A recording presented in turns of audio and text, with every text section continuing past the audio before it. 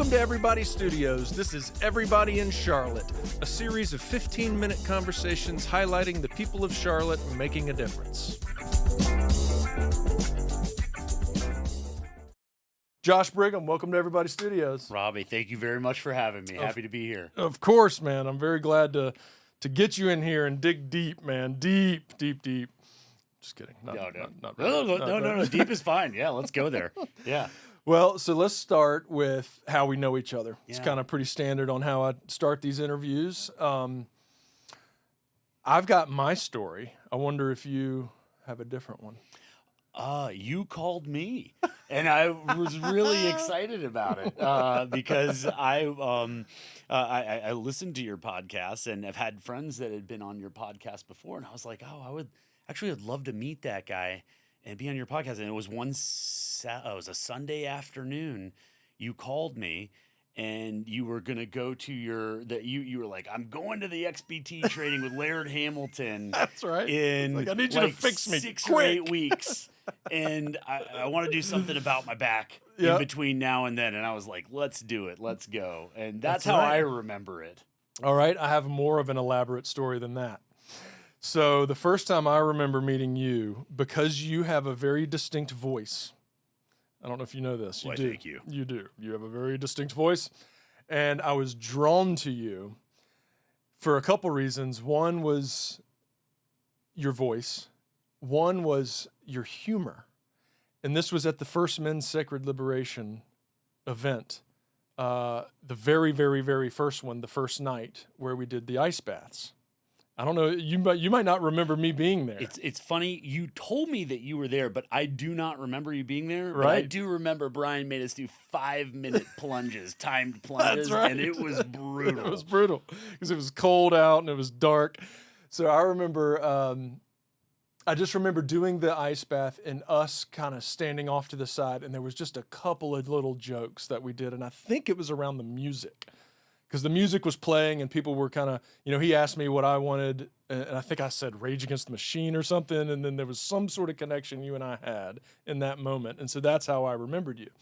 So then I always knew who Josh was, and then Gerald Henderson mentioned that he uses you, and I was playing golf with him. He's a buddy of mine, and I was like, I got to call him.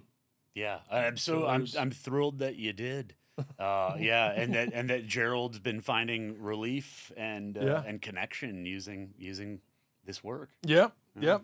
Well, before we get into your work, we're going to do a little bit of get to know you. Yeah. This is my favorite question because it typically goes in a lot of different directions based on what pops into your mind initially. So I like to say, what comes to mind when I say the hardest you've ever laughed? It can be so many different things. Oh my goodness, the hardest I've ever laughed. I think it's gonna end up. God, I love you, Liz. That's my wife. But I've got to tell a story that she told me, and she was in high school, and she wanted to have her picture in the yearbook as many times as possible. So she signed up to be on the swim team. But she doesn't really swim. And she went to this was back, in the late 90s. So she went to South Park Mall back when they had like a Speedo store. Yeah, okay. And got all the gear. And she lived in Rock Hill. So they had one pool where all of the schools were going to get together and do the time trials. And it was one of those things where I think if you were a senior, you automatically made the team type of situation.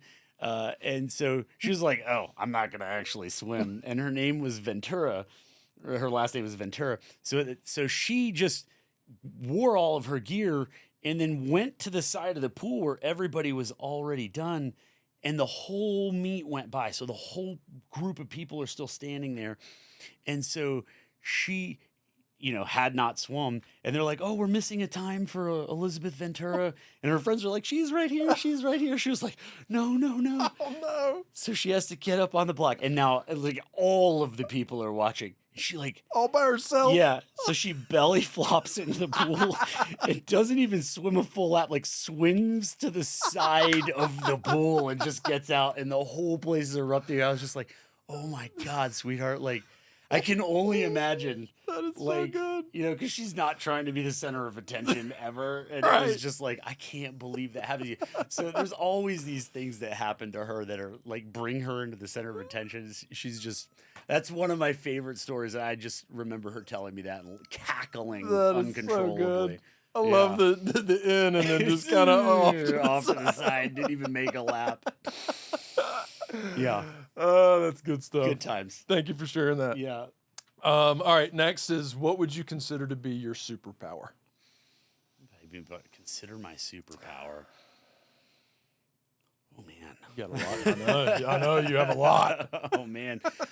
I like people. I genuinely like people. I genuinely like connecting with people, and I want to find the common ground, and I will ask questions about somebody. It's like I go on an interview when I first meet somebody and they're new to me and I'm new to them. I just interview them and I try to like get their guard down. Tell me about yourself and how to connect. And it's like I genuinely want to connect with people.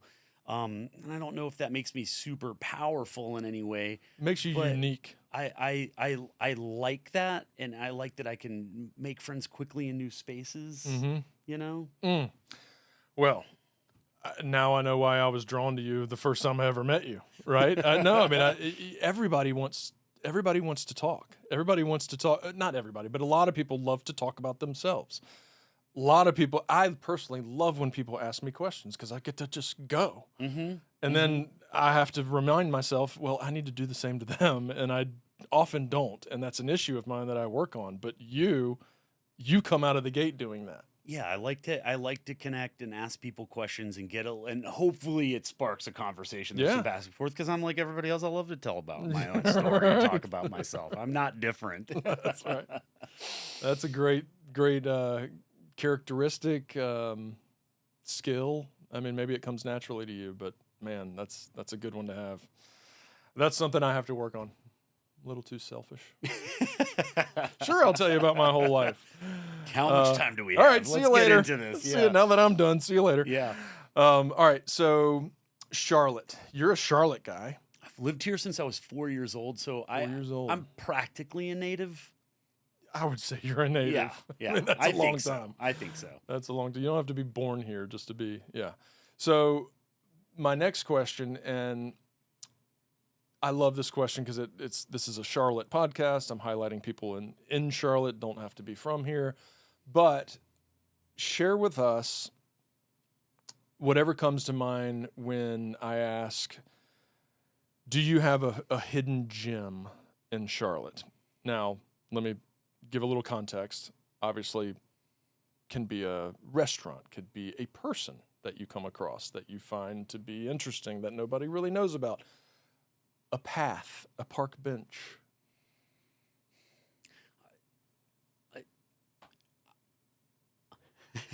This is a fun question. I don't know how hidden of a gem this is because it's quite popular.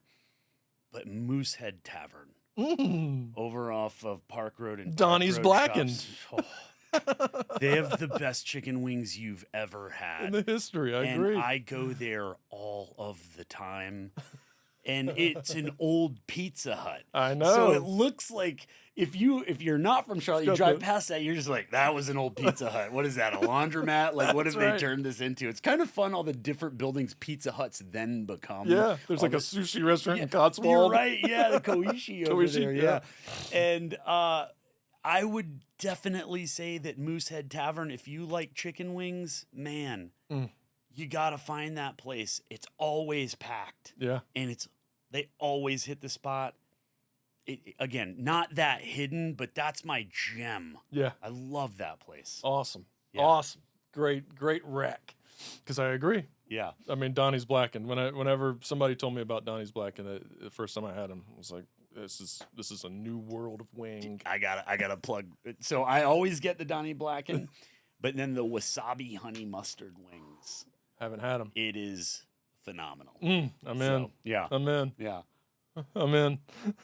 Yeah, what are you doing after this? I know. Our best chance of going there when it's not crowded is probably after lunch before the bar crowd comes. Yeah. Yeah. Mid-afternoon. And the bar crowd's about 3. Yeah. They get there early. All right, so let's dig into to Josh Brigham. My big question is, what are you doing in your life that is changing the lives of others? I think this is easy for me. Yeah. I'm teaching foundation training. I know what you're talking about, but let's do it. Yeah. So I for those of you guys that have not heard of what this is, I would like to call it spinal hygiene. Spinal hygiene, first and foremost. It was invented by a doctor who was a strength and conditioning coach, who himself had a terrible amount of back pain and was incredibly knowledgeable in the field of biomechanics and anatomy and movement. He was actually the strength coach of the U.S. men's Olympic water polo team going to the 2008 Beijing Olympics. This guy is the picture of health, right? Training Olympians. His back goes out on him so bad that he can't complete the task. He's like, what have I done to myself that I'm getting these? He ended up getting an MRI and finding out that he had the sacrum fusing into L5, L5 fusing into L4. He had all these herniations, and the neurosurgeons were like, dude, you need spinal surgery to stabilize these joints. This doctor was like, absolutely not. No way am I going to do that. And so teaching foundation training, which is this spinal hygiene, pain management protocol, I would say is the thing that I'm doing to try to contribute. Yeah. That's what and I'm you're doing. doing it, man. Ever since I learned about you, I now see you everywhere. I do follow you on social media, so I do see you there. Thank you very much. Of course. Adapt CLT. All right. Exactly. Plug. Yeah. So it is wonderful. I can attest to it. I have hired Josh myself, and I have done a lot of the practices. I don't do them as much as I should. But interestingly, with it, there is an as needed kind of value to it. Now, I understand that consistency and doing it, more in a pattern and what's the word? I'm losing the word. Is more valuable because you're building strength and you're elongating and doing that. But there are times where I wake up and my back hurts and I do the practice that you've taught me and it immediately is relief. I mean, that's amazing to me. It is amazing. And I'm glad that that's been your experience of it, that you can find a pain relieving posture quickly and then go about your day. And that's definitely one application of the practice. Now, this isn't something that's supposed to dominate your life, that you've got to do an hour every single day. Yeah. Again, it's a spinal hygiene. And I love saying that because I want you to think about it like that. Like, you're going to brush your teeth I hope you're going to brush your teeth every day, right? Because you're going to eat every day and you got to clean those teeth off, right? If you want to have good dental health. Now, this one thing that the doctor realized, because he's like, I'm 27 and I am fit as heck, and yet I'm still getting all this degeneration. He's like, what do? Why do 8 out of 10 Americans complain of back pain at some point in their life? Why do you complain of back pain at some point? You're a big, fit guy. You just went out to do that XPT training with Laird Hamilton. What's going on? Yeah.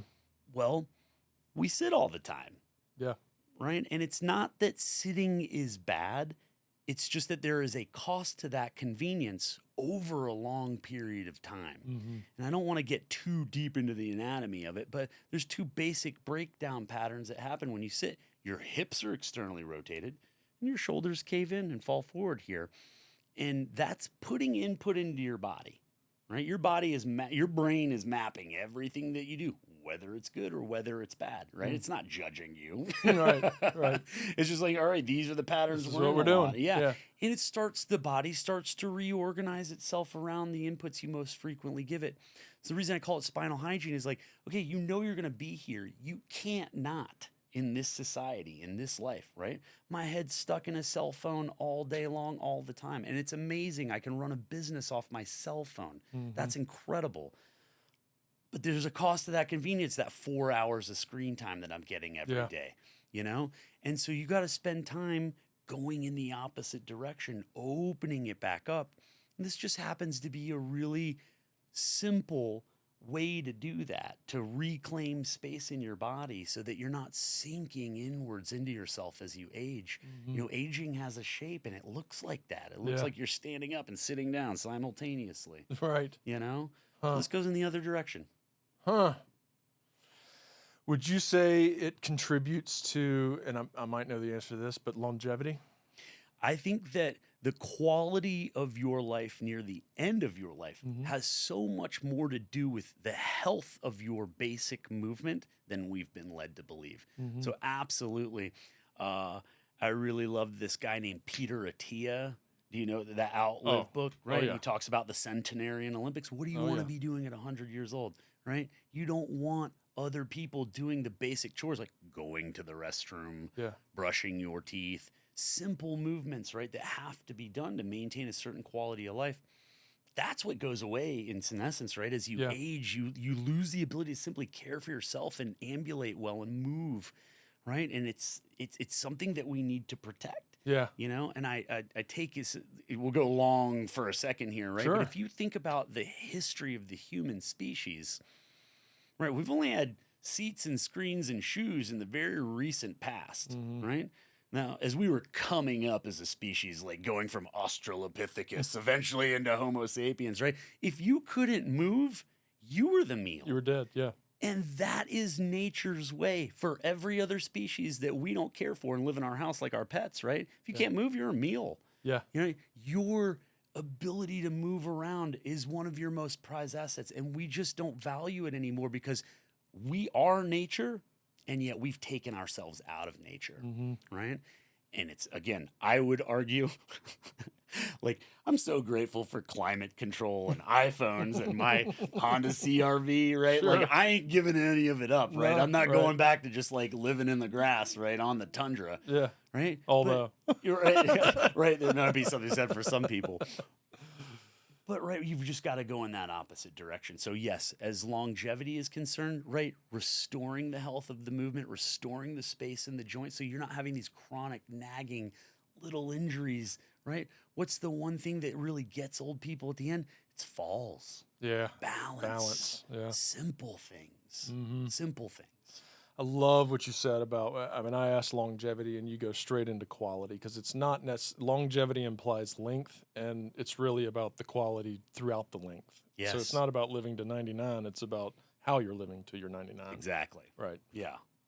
That's why I love Peter Attia's centenarian Olympics. Yeah. You know, what do you want to be able to do, right? You want to be able to walk down the street and go get your coffee yourself and not have your family push you along in a wheelchair or somebody that you've got to pay to push you along in a wheelchair. And you often hear people say, I don't want to live that long because I don't want to just be, you know, what they envision you would be at that age. Well, you don't have to be. We don't have a lot of great examples of people that live gracefully to that age, right? You know, but there are a few, right? There's centenarians that run marathons out there. It's like, it is possible. Yeah. Yeah. Got to start now. You do. Yeah. Yeah. Huh. How does this work make you feel? Invigorated and alive when somebody takes back something. Let me start over here. You will not prioritize your mobility until it's taken from you, right? And when you can't move, there's no price you wouldn't pay to get it back. Yeah. Right. And that happened to me young, and it's like the universe was baby shaking me, like, wake up. Yeah. You know, like you're not going to get this back if you don't do it. You're not going to get this back. Yeah. And I think seeing people reclaim something that they've lost and get themselves return autonomy to folks where they don't have to rely on others as much. Right. And that in multiple forms and fashions is pain management. You know, you just think, well, I'm stuck. This is what I got to do. I got to go to the doctor. I got to go to this guy. I got to go to this guy. I got to go to this guy. Medicine. Right? Instead of going back inward and reclaiming that for yourself. Yeah. What do you think this can do? I would say for the human race, but we could also just come down to where you are in our community. You know, think of it as a collective, and what if we were all doing this? What would it look like? What would our communities look like if we were all doing this kind of practice? you know, I think we would be kinder and more compassionate towards one another. I think if lots of people were doing it and lots of people had had the result that I had had, they'd be excited about sharing it with others. And right when you see someone in pain, not being able to move well, a lot of times you think, oh, thank God that's not me, Yeah. right? But Yeah. hopefully people would think, hey, I've got something for you. There's you can help yourself. Like there's a way, you know, there's a path forward here. Mm-hmm. Yeah, I would like to see something like that. I mean, happier, healthier, right? Happier, healthier. Think about all the money that is spent on managing back pain, all the hours lost from work or from travel or just from, if you can't move well and you lose the confidence in your own body and yourself, you're guarded Yeah. at a certain level, right? Yeah. Physically, yes, but emotionally as well. Like chronic pain really starts to rob you of your personality over time. And those people aren't expressing themselves creatively, and who knows what, you know, somebody that's in pain could be the next freaking Einstein out there, Mm-hmm. you know, and hopefully they would open themselves back up and allow themselves the brain space to do the thing that they're passionate about and creative about and contribute largely. Mm. Do you think a lot of chronic pain is fixable? I do. I mean, I know it's Yeah, circumstantial, I mean, but yeah. It's definitely subjective. I mean, it's definitely individualized, Sure. right? But that's the place where I came from, and that's where I feel, I don't know, that I can be helpful. Is like I lived it. At 31, I had to have an artificial disc placed in my spine. I rolled over asleep in bed. My C6, C7 disc ruptured, slid into the neural canal, and partially paralyzed my arm. Like I could move it side to side like this, but I couldn't raise it over my head. And I woke up in excruciating pain. And thank God for Carolina Neurosurgery and Spine. They're the largest neurosurgery clinic in the country here in Charlotte. They're on the front edge of so much. And back in 2011, they were one of the first places doing artificial discs for the cervical spine. Huh. And I was lucky enough to be the recipient of that. There was no foundation training your way out of that injury. Like, right. there was catastrophic failure. They had to go in and get it, right? Golly. But they told me post-surgery, you know, you have the spinal health of an 80-year-old. You have advanced degeneration, 90% disc loss in the low back here, early onset arthritis. You're going to need multiple fusion surgeries. And I was terrified, Jesus. just terrified of that proposition because I'd seen a family member have it. And not that it went poorly, but it's like their quality of life wasn't, I wouldn't say it was significantly improved afterwards. They still have those problems. Yeah. And I was like, I can't live like that. I can't do that. And so I was desperate for some sort of alternative fix. Did you just start searching? And My wife actually found it. Oh, wow. Yeah, she saw a picture of the doctor's first book, and it just has a picture of this guy with a big, muscular, strong back. And it just says, from pain to performance, foundation training. She's like, what's that? You know, clicked on it.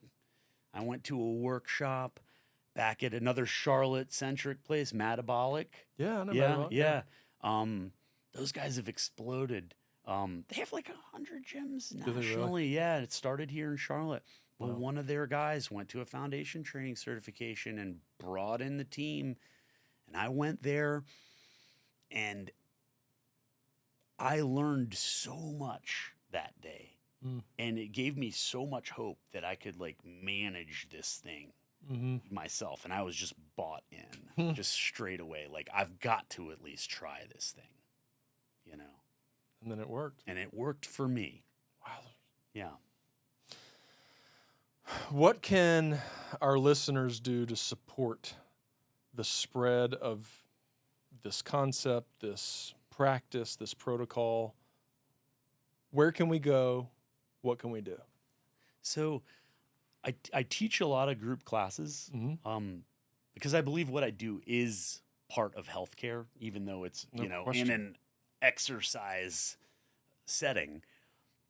Then come to a class. I teach a bunch of different classes. I teach the Dowd Y, the Harris Y, the Harris Express Y, the Jewish Community Center, the Cornwell Center, Big Love Yoga Barn, Thrive Wellness Center in South Park. Yeah. I teach at Southminster Retirement Community. Nice. Yeah.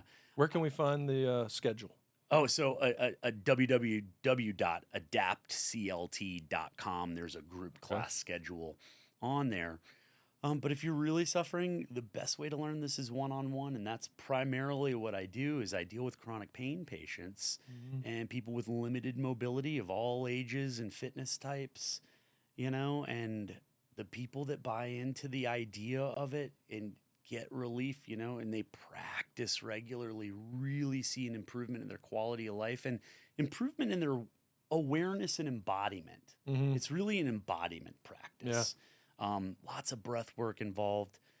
But I would say, if this is something you're struggling from, if back pain's something that you're, scared of, and you just don't want to hear from your back normally.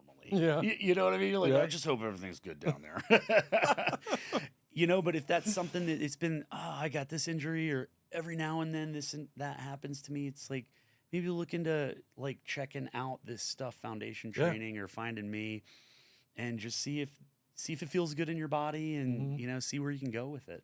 Love it. Yeah. AdaptCLT.com. Yeah. There it is. Thank you. All right. We will wrap it up here. I got two more. One is nominate someone to sit here that I can talk to. Please. Right. You've already done Julie Ghazi. Did Julie Ghazi? You've already done Brian Streen. Done Brian Streen. Those guys are great. I would nominate one of my clients who's 81 years old. His name is Bruce McIntyre. Okay. And he just recently released a novel about his journey, or not a novel. It's an autobiography or memoir. Yeah, a memoir, so to speak, of his battle with cancer. Oh, wow. And selling his business, and it's set in Charlotte, so it's a very Charlotte-centric book. Very cool. Yeah, Bruce McIntyre. Bruce Good dude. McIntyre. You've been called. Yeah. All right. Leave us 3 words to remember you by. Man, these are hard questions. They're good, but Thinkers. I had not thought of this. Hopefully passion. I'd like to think I come across that way, that I'm excited about what I do, and encouraging to folks that are going through it. Connection is again, we talked about that just a little bit at the beginning, like trying to connect. I think that's something that I'm I want to do actively, and make connections for people, and see other people, right? Take their thing to the next level. Putting people together is fun. Yeah. Yeah. Yeah. And maybe the last thing would be compassion.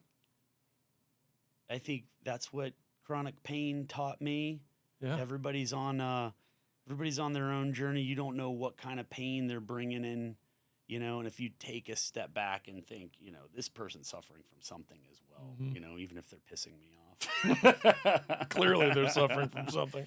So I don't know. No, that's great. Passion, connection, compassion. Yeah. Perfect. Yeah. Perfect. Josh Brigham, thank you for coming to Everybody's Studios and being a part of Everybody in Charlotte. Robbie Shaw, thank you for having me here. I appreciate you. I appreciate it. I am Josh Brigham, and I am everybody.